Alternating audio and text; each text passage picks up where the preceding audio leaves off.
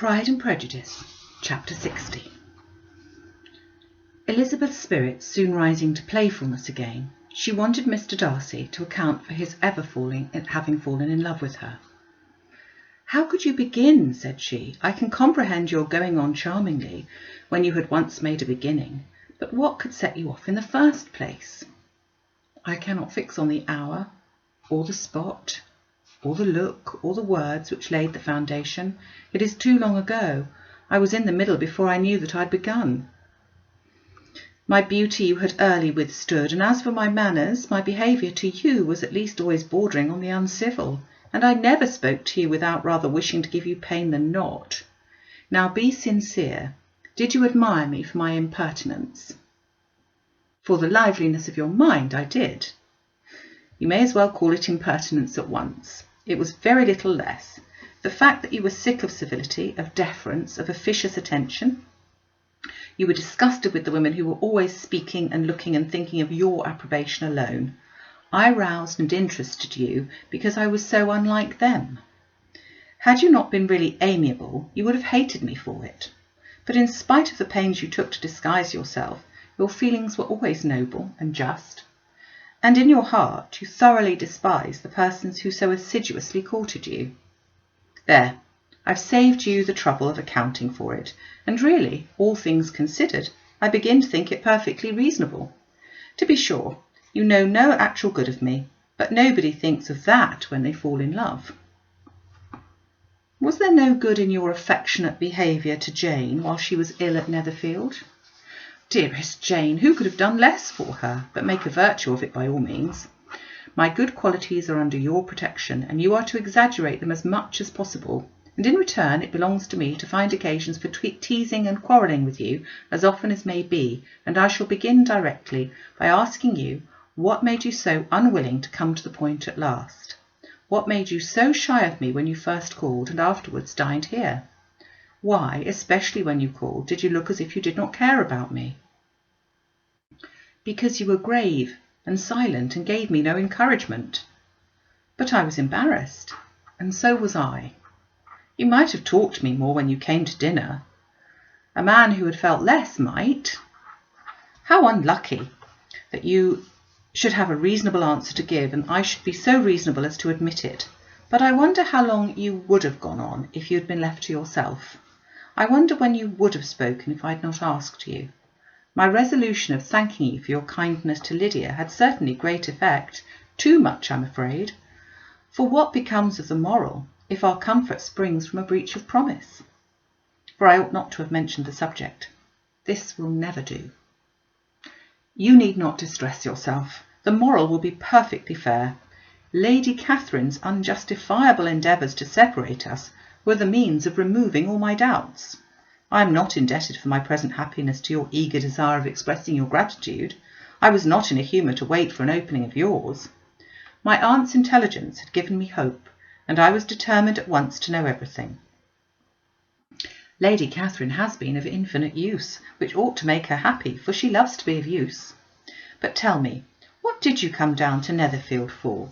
Was it merely to ride to Longbourn and be embarrassed, or had you intended any more serious consequences?" "My real purpose was to see you, and to judge, if I could, whether I might ever hope to make you love me. My avowed one, or what I avowed to myself, was to see whether your sister was partial to Bingley, and if she were, to make the confession to him which I have since made." "Shall you ever have the courage to announce to Lady Catherine what is to befall her?" "I am more likely to want time than courage, Elizabeth, but it ought to be done, and if you will give me a sheet of paper, it shall be done directly. And if I had not a letter to write myself, I might sit by you and admire the evenness of your writing, as another young lady once did. But I have an aunt too, who must no longer be neglected."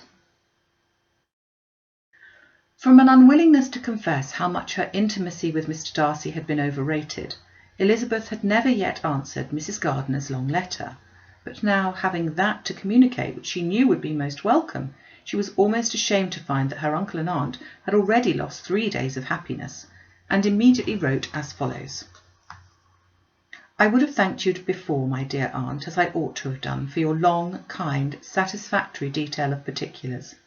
But to say the truth, I was too cross to write. You supposed more than really existed, but now suppose as much as you choose. Give a loose to your fancy, indulge your imagination in every possible flight which the subject will afford, and unless you believe me actually married, you cannot greatly err. You must write again very soon, and praise him a great deal more than you did in your last. I thank you again and again for not going to the lakes. How could I be so silly as to wish it? Your idea of the ponies is delightful. We will go round the park every day. I am the happiest creature in the world. Perhaps other people have said so before, but no one with such justice. I am happier even than Jane. She only smiles. I laugh. Mr. Darcy sends you all the love in the world that can be spared from me. You are all to come to Pemberley at Christmas. Yours, etc. Mr. Darcy's letter to Lady Catherine was in a different style, and still different from either was what Mr. Bennet sent to Mr. Collins in reply to his last. Dear Sir, I must trouble you once more for congratulations. ElizBeth will soon be the wife of Mr. Darcy. Console Lady Catherine as well as you can, but if I were you, I would stand by the nephew. He has more to give. Yours sincerely. Miss Bingley's congratulations to her brother on his approaching marriage were all that was affectionate and insincere. She wrote even to Jane on the occasion to express her delight and repeat all of her former professions of regard. Jane was not deceived, but she was affected, and though feeling no reliance on her, could not help writing her a much kinder answer than she knew she deserved. The joy which Miss Darcy expressed on receiving similar information was as sincere as her brother's in sending it. 4 sides of paper were insufficient to contain all her delight and all her earnest desire of being loved by her sister.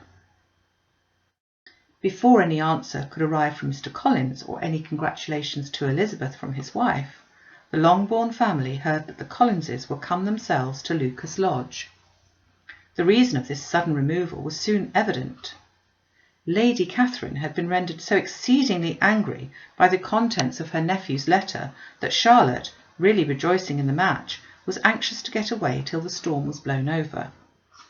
At such a moment the arrival of her friend was a sincere pleasure to ElizBeth, though in the course of their meeting she must sometimes think the pleasure dearly bought, when she saw Mr. Darcy exposed to all the parading and obsequious civility of her husband. He bore it, however, with admirable calmness. He could even listen to Sir William Lucas when he complimented him on carrying away the brightest jewel of the country, and expressed his hopes of their all meeting frequently at St. James's with very decent composure. If he did shrug his shoulders, it was not till Sir William was out of sight. Mrs. Phillips's vulgarity was another and perhaps a greater tax on his forbearance, and though Mrs. Phillips, as well as her sister, stood in too much awe of him to speak with the familiarity which Bingley's good humour encouraged, yet whenever she did speak she must be vulgar, nor was her respect for him, though it made her more quiet, at all likely to make her more elegant. ElizBeth did all she could to shield him from the frequent notice of either, and was ever anxious to keep him all to herself, and to those of her family with whom he might converse without mortification. And though the uncomfortable feelings arising from all this took from the season of courtship much of its pleasure, it added to the hope of the future, and she looked forward with delight to the time when they should be removed from society, so little pleasing to either, to all the comfort and elegance of their family party at Pemberley.